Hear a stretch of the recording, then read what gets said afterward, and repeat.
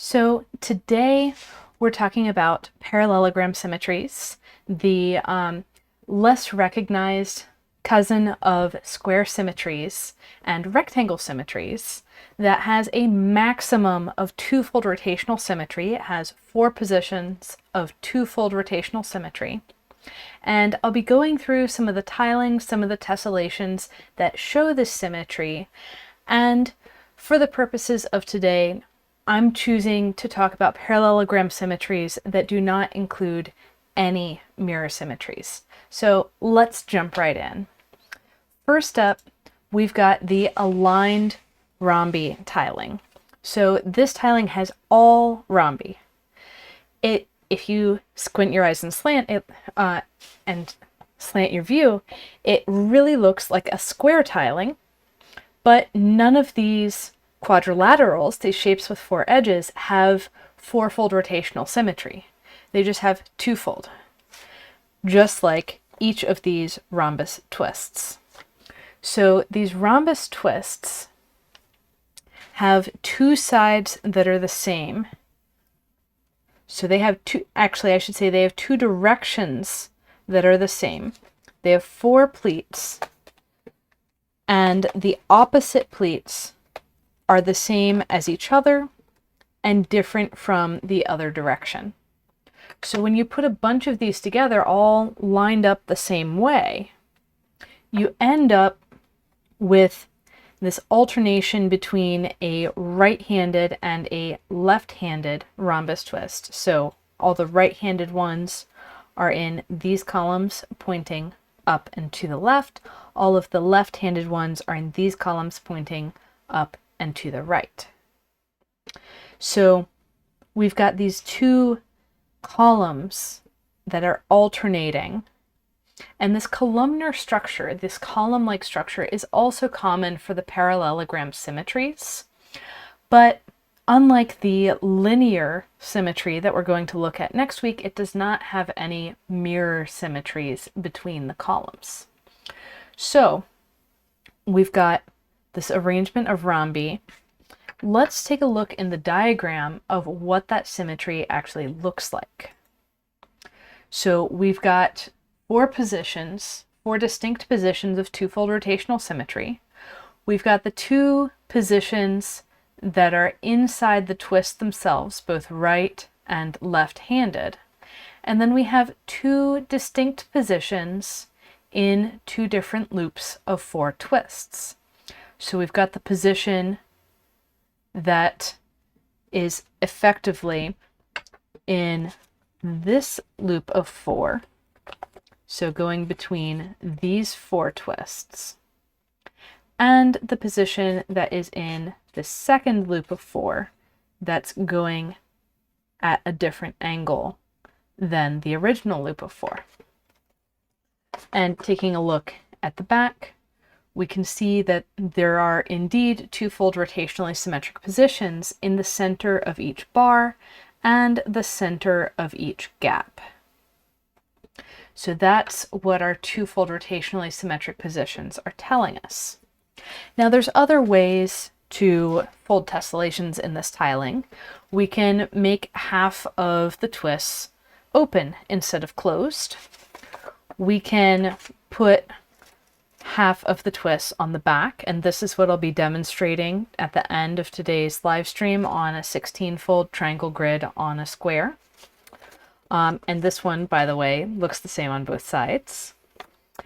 We can do that same thing even closer together. Again, same on both sides. We can even do alternating sides with different clumps, different areas that have different thicknesses. So here I've added space in these lines and also in these lines. Now this is less visible, but I've got an extra space in here that I wouldn't have otherwise. So that's something we'll see again later on. We can do this symmetry with spacing, even if it's not a natural tiling fit. So our next tiling up is the split rhombi 1 tiling. So I say split rhombi 1 because this would be aligned rhombi, but we've split every other rhombus in half. So then we get these column structures, and we can have a maximum symmetry that includes mirror symmetries, although I haven't seen any combination of rhombus and triangle that actually allows us to use the mirror symmetries in this tiling. What we're mostly going to see are these positions of twofold rotational symmetry. Again, these positions are in the center of the rhombus and in the center of the loops of 4. In this case, we have the same pattern on both sides, and we do not have any mirror symmetries, so this does fit the parallelogram symmetries that I was describing. We can also do this with open rhombi. We can do this with open triangles. We can do this with open triangles and space it out. We can do this with open triangles. We can do this with open triangles that are on the opposite side from the rhombus that's in the same column. There's just a lot of different ways to get into the arrangements of these columns, and really it comes down to, okay, what's my rhombus? What's my triangle? Is the triangle on the same side as the rhombus? How far apart are the triangle and the rhombus? How far apart are the clusters of repeats? How far apart are the columns? So with those questions, you can really build up a huge set of different tessellations to play with. Now on to our next tiling. This one is going to look very familiar. So this would be a square tiling, but I've cut every other square in half to make 2 right triangles. This should sound really familiar from the last tiling where I had a whole bunch of rhombi and cut every other rhombus in half to make 2 triangles. And the same rules apply. So I've got this tessellation where I've chosen to have a closed square, closed rhombi on the same side, and then switch to the opposite side to continue. With this tiling, however, there's a very real availability of, not the skeleton, the symmetries, availability of mirror symmetry lines as a possibility. And so I'll show you next week when I talk about the linear symmetries, how this looks if you take advantage of those one-directional mirror symmetry lines. I say one-directional because it's forming columns, not boxes. Before, when we've seen mirror symmetry lines, they're either going around a triangle or around some rectangle. In the linear symmetry, they'll just be forming columns, but since we're not talking about that symmetry yet, I'll stick to the parallelogram symmetry.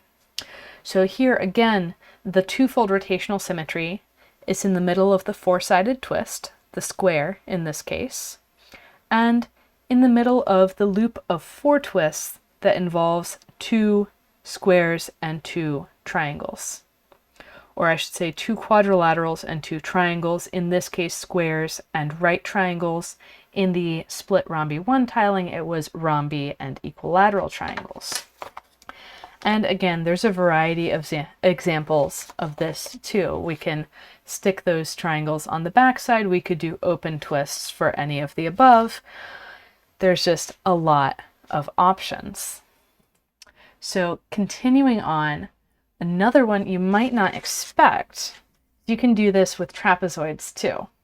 So you can take the hexagons and triangles 6-fold tiling, split all those hexagons in half in one direction, and all of a sudden you have these columns of twists.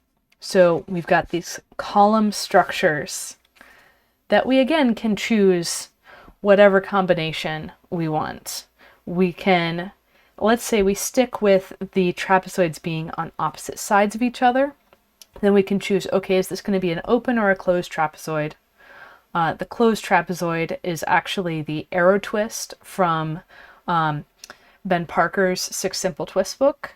It doesn't actually form a trapezoid shape, but you could do, so this is the open, you could do even more open from there and get bigger trapezoid shapes.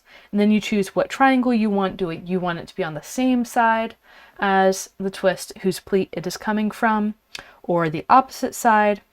And then you choose the spacing between the clusters and you get your whole symmetries.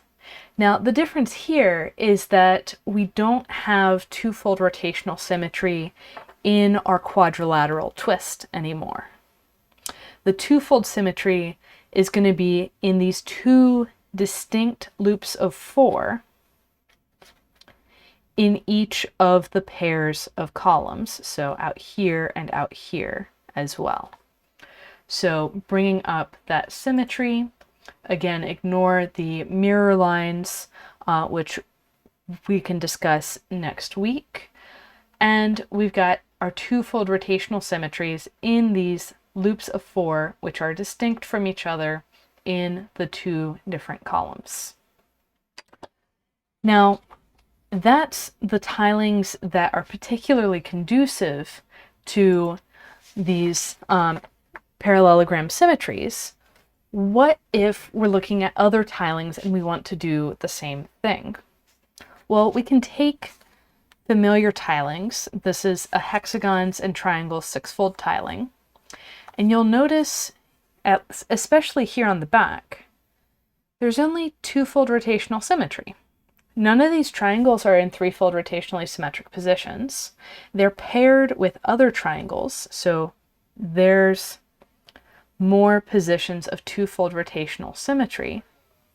And we would expect to find 2-fold rotational symmetry in this tiling anyways. But we would expect to also find 6-fold and 3-fold rotational symmetry, and we are not seeing those here. So each of these hexagons is in a 2-fold rotationally symmetric position.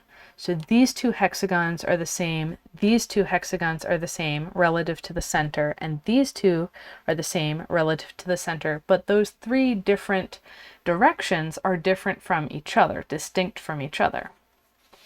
And that's because I added extra space in one direction only. So I made this tessellation more column-like by just adding a spacing between certain of the hexagon and triangle twists. So every time I have a pleat running in a horizontal orientation here, I added an extra space. So this pleat's horizontal, add an extra space relative to its 2 neighbors. And that's all it took to erase the 6-fold rotational symmetry and get down to a maximum of 2-fold rotational symmetry. We can do the same thing in a square tiling tessellation as well. I've got these closed square twists. They're perfectly 4-fold rotationally symmetric if they're on their own. But in this particular arrangement, I look off of this closed square and I see a closed square, 1 spacing, closed square, 1 spacing, closed square, 2 spacings, closed square, 2 spacings. This isn't any rotational symmetry at all. Where there is rotational symmetry is the center of this cluster of 4 twists. So 2 on the front, 2 on the back. This position in the middle is 4-fold rotationally symmetric. Or sorry, not 4, 2. I'm talking about 2s here. And likewise, off of, so between these 2 closed squares on the front, so that was between these 2. Between these 2, there is also a position of 2-fold rotational symmetry. Between these 2, there's a position of 2-fold rotational symmetry. And between these 2, there is a position of 2-fold rotational symmetry. That is 4 distinct positions of 2-fold rotational symmetry. and no positions whatsoever of fourfold rotational symmetry, all done by simply adding space. So we can see these lines across where a space has been added in each direction of the grid. So I get my cluster of 4 twists, and then everything outside that I shift one spacing further out. So I'm using the same pattern throughout, I'm just shifting things out further. This tessellation is called Promenade, and it's the same on both sides. I'll be talking about it more on Instagram this week. There's also square tiling tessellations that have twofold rotational symmetries, not from the spacing of the fourfold on their own twists, but by the pleat pattern itself. So this tessellation uses only hybrid square twists, and hybrid square twists have a maximum symmetry of twofold rotation if you only consider the pleat pattern and you don't consider that you have to squash it down one way or the other to get it to lay flat. So since we have to squash it down one way or the other, I could have chosen to truly have twofold rotational symmetry in this tessellation, but I did not. I made them all squash the same way on one side and all squash the same way on the other side, so there's actually no rotational symmetry in this at all on one level if you look at the actual folds on the paper. But if we look slightly abstracted, we could have twisted, or we could have squashed each of these hybrid squares in a different orientation. And so then if we did every other one on each side in opposite orientation, we would get a position of twofold rotational symmetry here. In fact, we would get a position of twofold rotational symmetry around each edge, in each loop of 4 around this particular twist. And then it would be a parallelogram symmetry in truth. But if we ignore that for now, and if we ignore the fact that we had to squash these hybrid square twists in one way or the other at all, and just look at the pleats. So if we ignore exactly how it's crumpled down and just look at the pleat pattern, then we would find that we have twofold rotational symmetry much closer together. We would have twofold rotational symmetry like we did in the aligned rhombi tiling, with twofold in each twist and also in the loops between twists. So there's a bit of an edge case for you. This technically does not fit in any of my categories of symmetry, unless you look at the deeper structure and look at kind of this pixel, this bit-like state of the hybrid square twist itself. And then we can see some rotational symmetries that don't immediately meet the eye. So let's hop over to our folding of the day. We're going to be working on this pattern, and we're going to get these lovely stripes of rhombi. And the key things that I want to have you see here are that we have 2 different rhombus twists that are alternating with each other. So each pleat coming off of one rhombus goes to the other kind of rhombus. And then the spacing between these rhombi is 3 grid spacings open in each direction in every case. So let me repeat that. We have a closed rhombus on the front, a closed rhombus on the back. They are alternating, and the spacing between alternations is 3 grid spaces, no matter what, in all directions over the whole pattern. So those pieces of information are all that I need to fold the tessellation as a whole. No crease pattern required. And when I'm looking at crease patterns, I'm trying to extract those pieces of information when I'm using them to fold. When I'm using them to plan a project, then I do need the whole crease pattern. But for specifically looking at a crease pattern and then folding, I'm just extracting those pieces of information and then going and folding the thing and basically working it out like a puzzle as I go further out. So let's start with our grid. I've got a 16-fold square grid, or sorry, triangle grid on a square. I call it 16-fold because there are 16 divisions from one side to the other. I'm folding this in half each time so we can see 2, 4, 8, 16. And conveniently, when I did that, I was able to identify my central point. So always when we're working with grids, we're interested to know where's the center of our grid. Now, what I want to do to start is put a closed rhombus twist in the center of the paper. Now, closed rhombus twist is centered on a grid line, not a grid intersection. And so we can't center it exactly, but we can pick a line and go with that. So that line extends to make the through line of the rhombus, and I'm choosing to make that a edge aligned grid direction, just arbitrarily.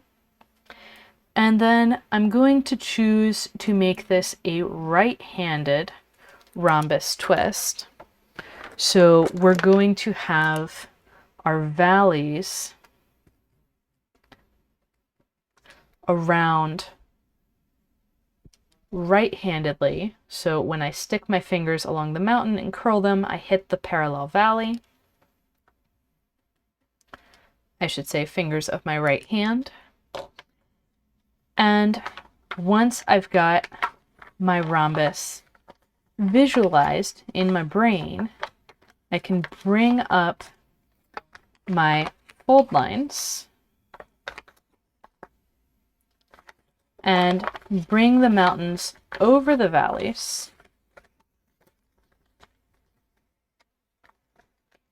and squash them down.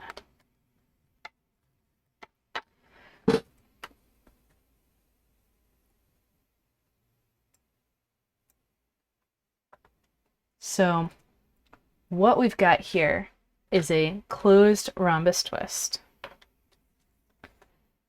And I say closed, sometimes I call it a standard rhombus, because there's this closed slit in the back.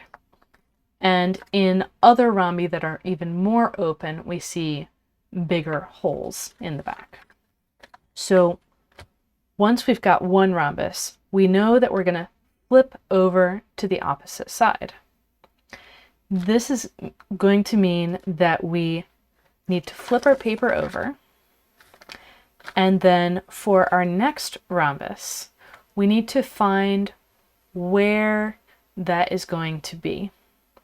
So one thing that I know from my aligned rhombus tiling, and really from the fact that these are quadrilaterals and this is analogous to a square tiling, is that the pleat directions are going to stay consistent throughout.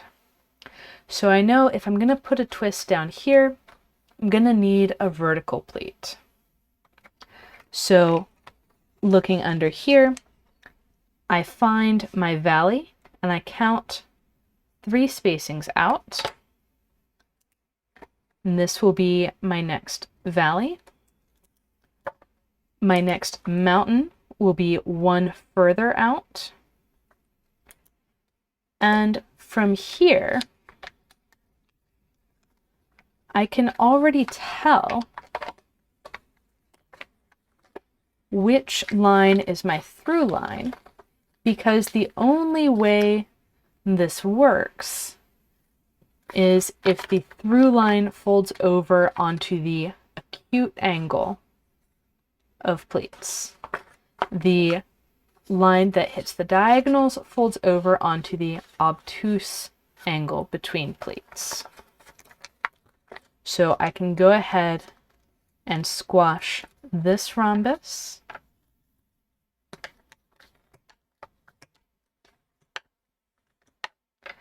And then I can move on to the next corner off of my central rhombus. This time, counting 3 spacings out, this is 3 from the valley, not 3 from the mountain. And I know my pleat depth is 1, so I can just count 2 from the mountain. I see that this is folding over onto the obtuse angle, so this is going to be the diagonal direction. My horizontal is going to be my through line. And I have 2 pleats running into each other here. I could do an overlap, or I could open up the old pleat back to where it meets the new pleat. So opening up the old pleat back to where it meets the new pleat, do a wrap around the new pleat and squash that new rhombus in place. Then I can either resolve my pleat overlap or come back around and continue like I did on the first twist on this side, putting in my new vertical, which I know is a through line because of how the paper is coming up, and putting in my new twist. Here, I let this pleat overlap go through as an overlap, but I do have another option. I could do what I'm calling a compound triangle wrap, where I let the top pleat overshoot by 1, split into 3, then that bottom leg also splits into 3 after 1 spacing and tucks under my new pleat. I can go around and do this one more time to finish all of the twists on this side while I'm here. I'm going to have another twist that is analogous to the one opposite my central twist. It's also analogous to all of the other ones on this side, but in the way that we're folding it, it's most analogous to this one over here. And I can perform those same wraps as I choose. So I can bring both of those up and then squash. And as I mentioned last time, it's a really good thing that this is recorded because, well, frankly, right now it's really buffering. And also, I'm moving a lot faster than you probably are with yours. So taking this, flipping over, now we need to resolve all of these wraps into rhombus twists. It's just like when we do anything with a square tiling. If we're alternating front and back and we do the central twist, then the 4 around it, now we have 4 pleat overlaps to deal with on the front. So first off, let's take this simple triangle wrap. It's like we were going to do a closed triangle twist, but it's flattened down. So the way we're going to open this is we've got 2 grid triangles sitting on top. Those are going to be the 2 triangles of our central diamond of the rhombus. And what I do, the through line comes between them, and we don't actually want a crow's foot here. We want an X of pleats. We want this pleat, which is free, to match the direction of this one. Excuse me. And so it needs to pivot on the tip of the central diamond to come into place, and you'll notice it's 3 spacings away from the next parallel pleat. Then we can go ahead and squash our rhombus.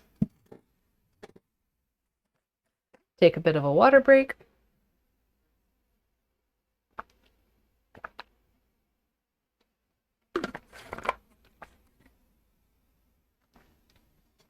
So once we've done this one, I'm going to go ahead and repeat the exact same steps on the opposite side of the central twist so we can see that one more time before moving on to the different operation in the other 2 corners.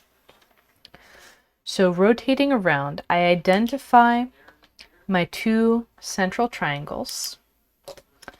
Between them must be a through line, and then this pleat in a direction that we haven't used anywhere else in the pattern switches.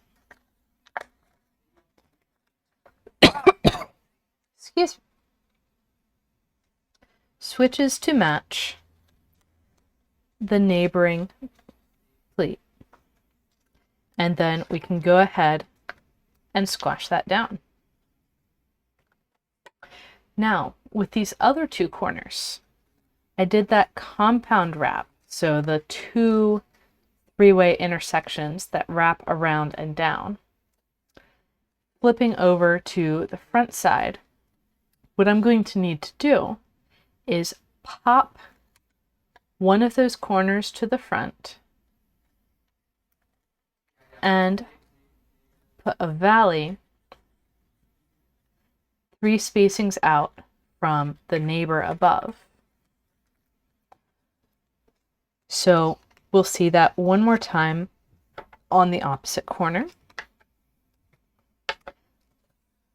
I've got my 3-way intersections. I actually have 2 sets of 3-way intersections, one of mountains, one of valleys.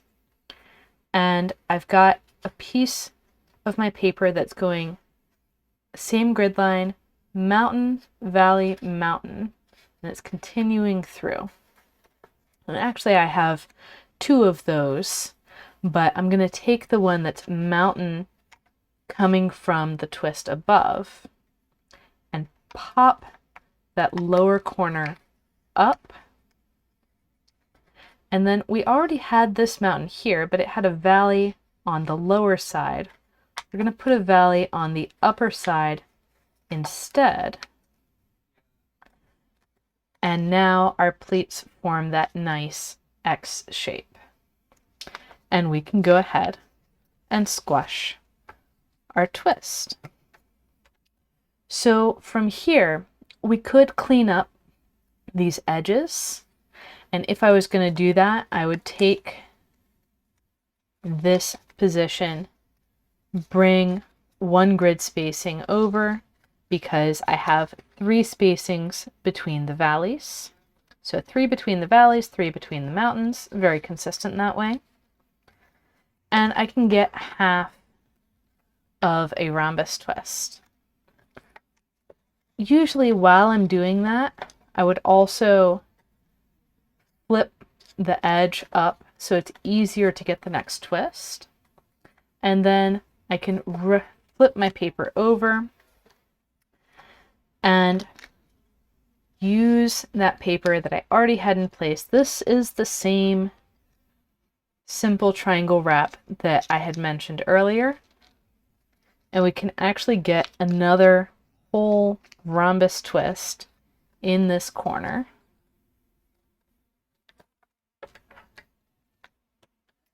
Then flipping back to the front side, I'm going to do the same thing on the opposite side of my central twist. So I count out 3 from valley to valley. As I'm bringing that single grid spacing up, I'm going to let the new pleat go through first, let the old pleat go through second, and my paper just naturally wants to create this triangle wrap here. I get my half of a rhombus twist. Here you can also really see that half of a rhombus is the same as a third of an open hexagon.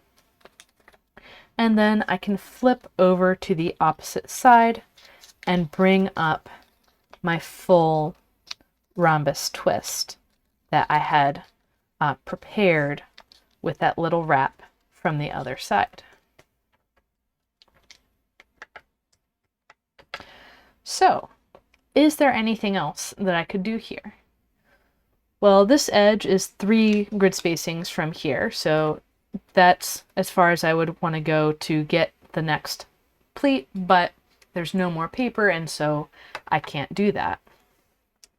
Same on this side. And over here, there's not enough paper. Over here, there's not enough paper. So that means that I've filled as much of the pattern onto this paper as I can with the size of grid that I have. And you'll notice that we're not exactly centered in the paper. There's an extra spacing on this top side relative to the bottom side, and that's because our starting point is off from the rotational symmetric center of the tessellation. And that's unavoidable with this grid and this tessellation. You can get this kind of point exactly centered, but you need to do odd divisions on a triangle grid on a square the whole time with no even divisions. I've done it once. Not for the faint of heart, shall we say. So that's all for the parallelogram symmetries. I hope you try this tessellation and tell me how it goes. There's so much to these symmetries, and I feel like there's many tessellations that have not been explored in these lower symmetries, the rectangle, the parallelogram, and what I'm talking about next week, the linear symmetries, because the triangle, square, and hexagon symmetries are their much flashier kind of cousins. And for me personally, I really do enjoy the higher symmetries, the higher rotational symmetries. But there's still something beautiful about these lower symmetry patterns too. So this pattern I call intertwined. Tag me at Gathering Folds on Instagram or Facebook if you post some photos. I'd love to see what you fold. All right, so happy folding, and I'll see you next week.